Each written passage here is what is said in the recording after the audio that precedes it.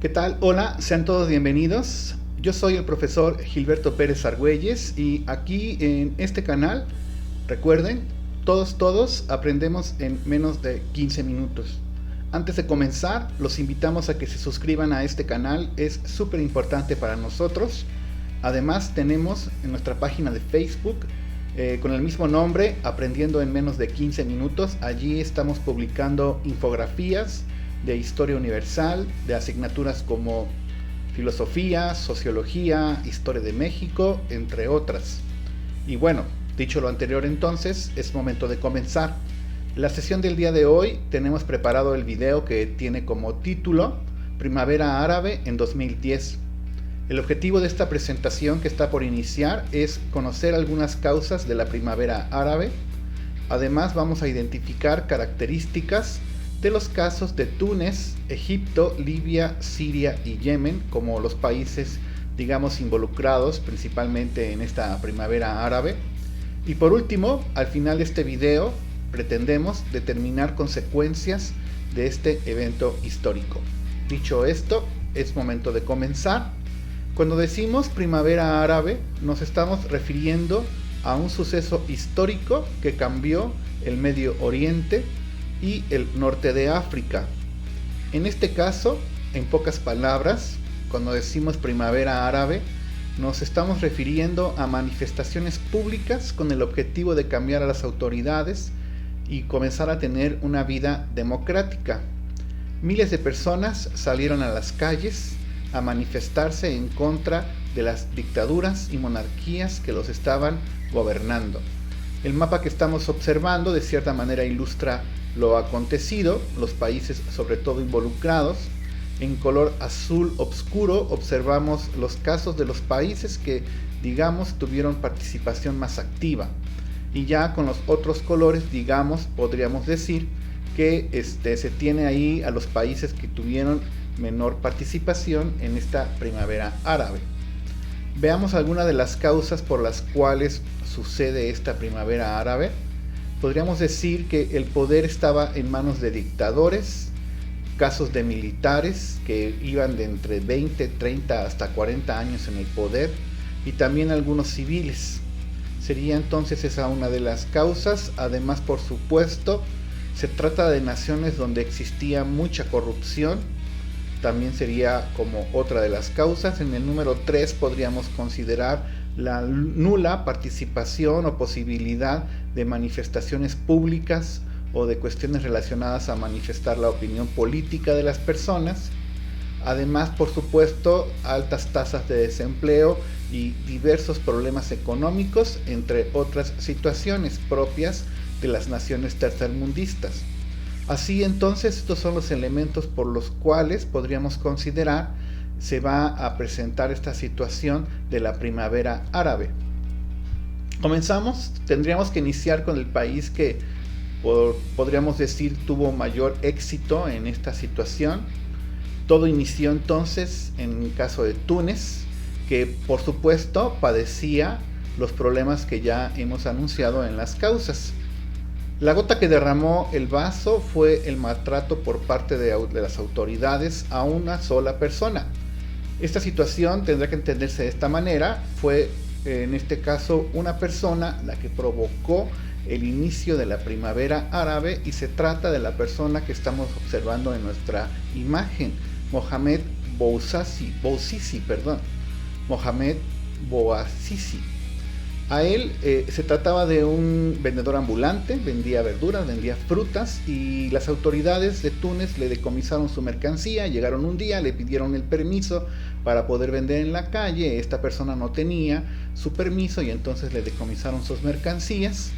Él, por supuesto, pues digamos en una forma de manifestación, se va a prender fuego a sí mismo, va a comenzar a tener estas manifestaciones afuera de las oficinas de las autoridades. Nadie le va a hacer caso y en una decisión bastante loca, yo diría bastante extraña, se va a prender fuego a sí mismo para llamar la atención del mundo. Y así entonces este sería el evento que va a desatar el efecto dominó, que va a ir yendo de país en país, ¿verdad? Con esta situación de las manifestaciones públicas. Bouazizi, quiero decir, muere una semana después.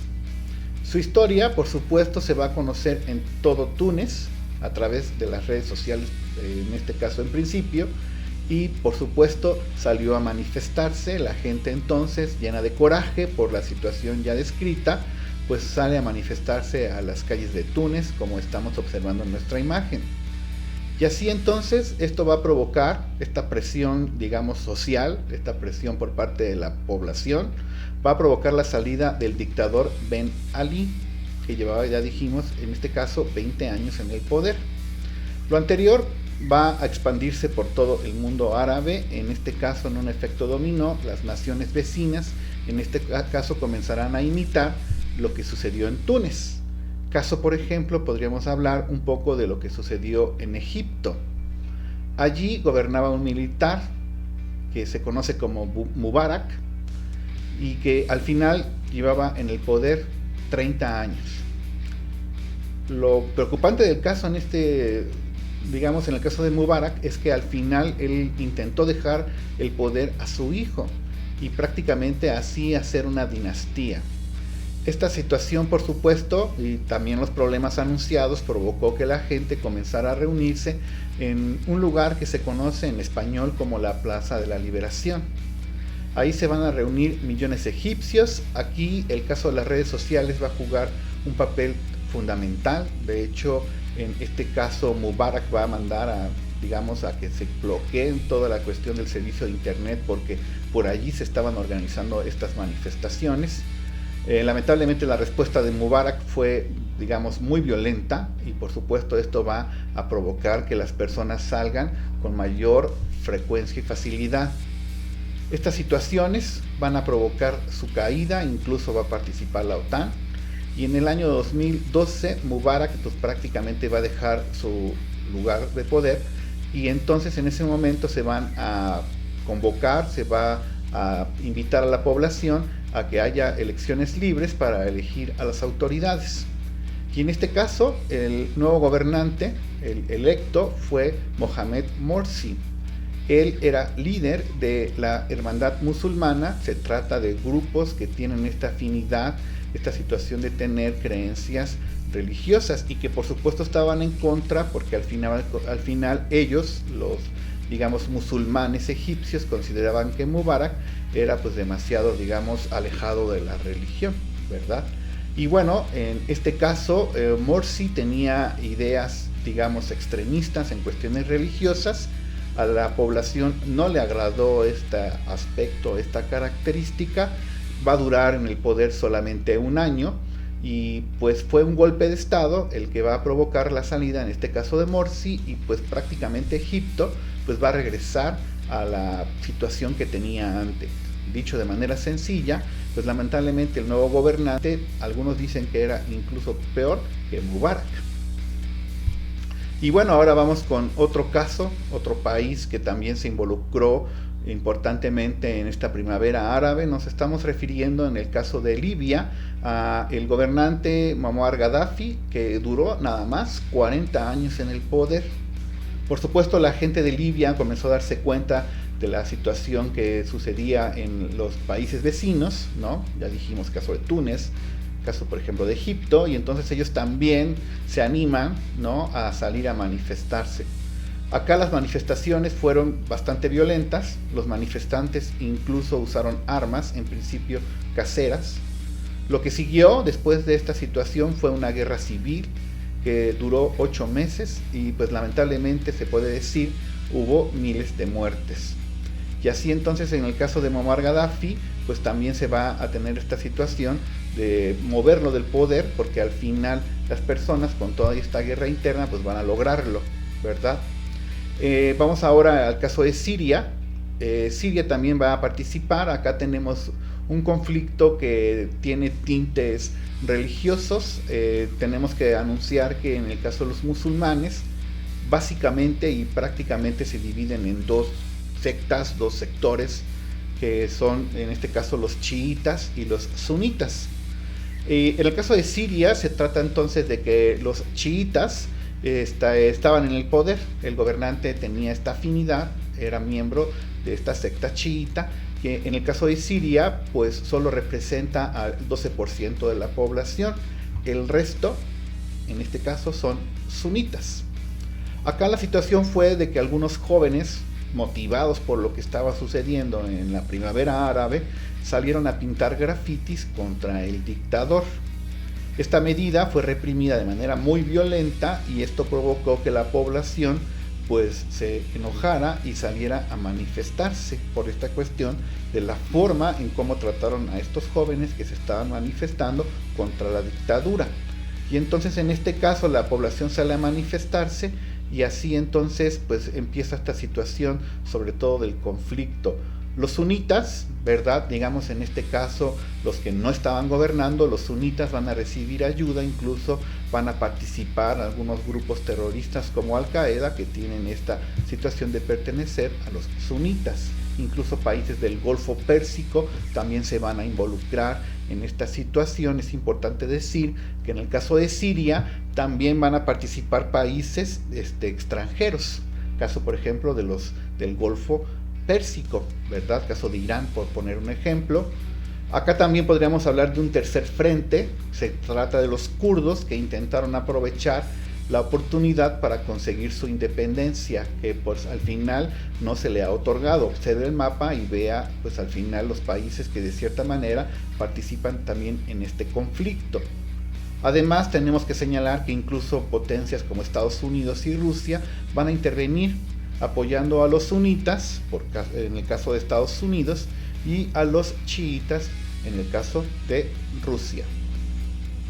Por último, podríamos hablar de, digamos, la nación que en nuestro punto de vista ha salido más perjudicada en esta cuestión de la primavera árabe. Nos estamos refiriendo al caso de Yemen.